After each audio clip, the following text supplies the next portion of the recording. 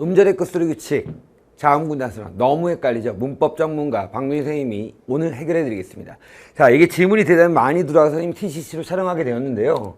이 질문이 대부분은 뭐냐면 방동진 선생님은요 이 자음군 단수를 음절의 끝소리 규칙의 하부 구조로 하부 항목으로 설정하셨는데 수능 완성에서는 이 음절의 끝소리 규칙과 자음군 단수를 다르게 봅니다 라는 질문이었어요. 선생님이 이제부터 이 질문에 대한 답을 해드릴 건데요. 선생님의 강의는 항상 아시겠지만 기출문제를 중심으로 강의를 합니다. 그러므로 이 기출문제에 해당되는 범위 그 개념의 범위와 수능 완성이나 이 EBS 교재에서 해당하는 이 범위가 다를 수 있습니다. 그럼 무엇이 맞을까요? 당연히 수능 기출문제가 맞겠죠. 그런데 선생님 오늘 꼭 해결해 드려야 될 것은 뭐냐면 보기가 어떻게 나오냐에 따라서 개념의 범주는 바뀔 수 있다는 겁니다. 선생님이 이런 얘기도 했어요. 저번에 TCC에서는 축약이 단모음과 단모음이 합쳐져서 이중모음이 되는 축약이 어떤 수특에서는 단모음이 반모음으로 교체된다라고 나오기도 한다고 했습니다. 근데 그런 것들이 교과서를 여러 가지 제시하고 해서 말씀드렸지만 결국은 보기를 어떻게 나오느냐에 따라서 문제의 성향은 달라질 수 있고 정답도 완전히 달라질 수 있다는 거죠. 자, 볼까요? 수능 완성의 48페이지 1번에 뭐라고 되어 있냐면 보기를 참고할 때 적용되는 음운 변동에 대한 설명으로 적절하지 않은 것은 이렇게 나와 있어요. 그럼 결국 보기를 참고해야 돼요. 그럼 여기에 음절의 끝소리 규칙을 보면요. 제가 한번 저기 잘 보세요. 읽어볼게요. 음절의 끝에서 발음될 수 없는 자음이 그렇죠? 발음돼서 없는 자음이 기역과 디귿, 비읍 중에 하나로 바뀌는 현상. 여기 제일 중요한 건 바뀌는 현상이에요. 그럼 바뀌는 것이라는 것은 여긴 뭐라는 거야? 교체하는 현상 이렇게 보는 거죠. 맞죠? 그럼 이거는 이 음절의 끝소리 규칙이라고 얘기한 것은 교체에 의해서 뭐가 됐다? 대표 음화가 된 것이구나 라고 판단해서 보기를 읽어주셔야 됩니다. 그런데 여러분은 뭐냐면 그런 거 다 필요 없어. 음절의 끝소리 규칙, 방동님 음절의 끝소리 규칙은 자음군 단수가 있다고 했어. 이런 식으로 짚고 넘어가니까 질문이 들어오는 거예요. 질문할 이유가 없는 것이었습니다. 그런데 말입니다. 질문할 필요가 있어요 또. 왜냐면 헷갈릴 수 있는 거 이런 거 잘 못 캐치하는 학생들은 방동진 나쁜 새끼 뭐 이렇게 얘기할 수도 있으니까. 자, 그래서 음절의 끝소리 규칙, 그래서 요거 교체로 본다면 적절하지 않은 것이니까요. 당연히 밥는 할 때 이 밥는의 중간 구조를 보시면 어떻게 돼요? 제일 먼저 밥는이 먼저 되고 그 다음 어떻게 돼요? 밥는 이렇게 될 거 아니에요. 자, 그래서 이 자음군 단순화에 리을이 탈락되죠. 탈락돼서 자음군 단순화가 되고 그 다음에 비음화가 된다 이렇게 되는 거죠.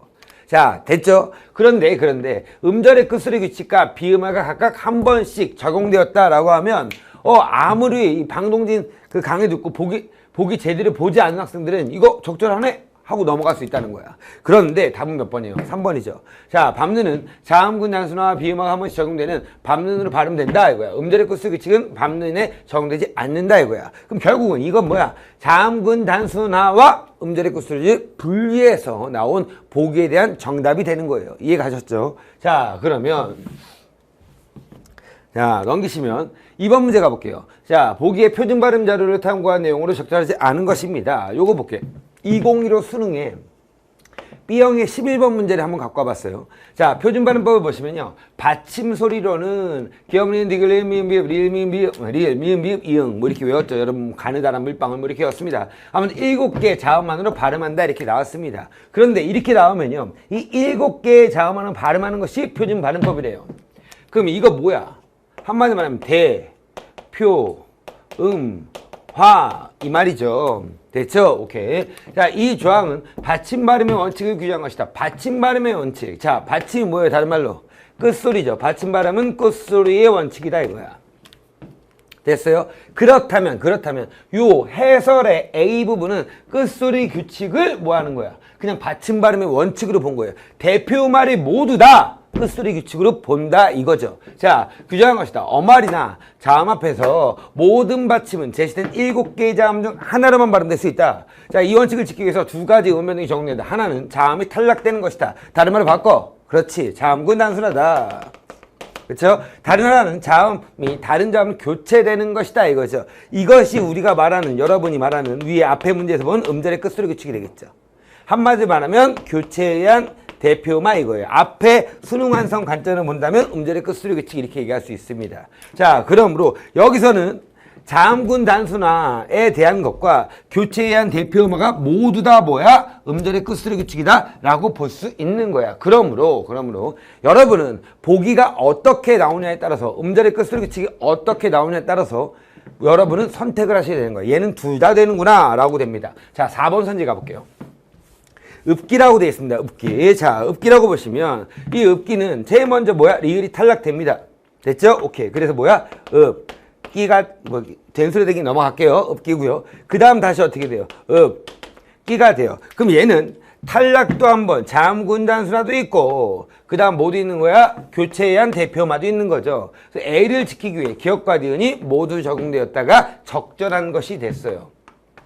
이해 가셨죠? 무슨 말인지 다시 한번 정리합니다. 음절의 끝수리 규칙 이렇게 돼요. 음절의 끝수리 규칙은 좀 크게 본다면 뭐로 볼 수 있다? 교체에 의한 대표음화로 볼 수 있어요. 그렇죠? 크게 보면 대표음화로 본다면 이때는 뭐다? 자음군 단순화도 여기 들어가고 교체에 의한 대표음화도 여기 들어가는 거야. 됐죠? 오케이. 자음군 단순화 우리가 이제 다른 말로 하면 탈락에 의한 대표음화 이렇게 말할 수 있죠. 그런데 만약에 음절의 끝수리 규칙을 좀 더 협소하게 본다면 수능 완성으로 본다면 음끝은 뭐가 되는 거야? 그렇지. 교체에 의한 대표음화 요거만 된다 이거죠. 그럼 반대로 나눠서 어떻게 돼야 돼요? 자음군 단순화가 있고 그렇죠? 오케이. 이 자음군 단순화는 탈락에 의한 대표음화가 되는 거고 이 두 개를 묶어서 뭐다? 대표음화다 이렇게 보는 것이죠. 이해 가셨나요? 무슨 말인지? 그래서 얘는 수능 완성의 관점이었고요. 수능 완성. 얘는 기출의 관점이었다 이거예요. 자, 어떤 식으로 보기가 제시되느냐는 다를 수 있어요. 하지만 보기를 보고 어떤 식으로 보기에서 전달했느냐를 끄집어내서 문제를 푸시면 절대로 어려운 문제가 없고요. 선생님 항상 얘기하지만 문법은요. 학자마다 다른 기준을 얘기해요. 근데 더 심지어는 교과서들도 다르게 얘기하는 것들도 있어요. 그러므로 보기를 똑바로 보셔야 돼요. 제가 분명히 얘기했죠. 아무리 강의를 열심히 듣고 방동진 선생님의 강의를 다 들어서 문법 개념이 완벽하게 체계적으로 잡혀 있다 하더라도 보기는 읽으셔야 됩니다. 이런 것 때문입니다. 이해 가셨죠? 무슨 말인지? 자, 오늘은 음절의 끝소리 규칙에 대해서 선생님이 알아봤는데요. 이렇게 문제가 있고 선생님 요거 뭐 애매해요 라고 하면 질문 다 하세요. 선생님 모아서 TCC로 완벽하게 전달해 드리겠습니다. 됐습니까? 선생님은 9월 모평이 이제 얼마 남지 않았는데 선생님 이 얘기도 꼭 하고 싶은데요. 선생님 9월 모평 어떻게 대비해야 돼요? 라고 하는 학생들이 꽤 있습니다. 이 9월 모평에 관해서요. 여러분이 선생님 TCC를 찔러놨으니까 그거 한번 다시 한번 보시고요. 다시 한번 5가지만 꼭 체크하라고 했습니다. 첫 번째 뭐 한다고요? 개념 총정리해 주셔야 되고요. 두 번째 뭐야? EBS 문학 총정리입니다. 선생님 궁극의 백작품 꼭 듣고 계시죠? 그 다음 세 번째는 뭐가 있냐면요.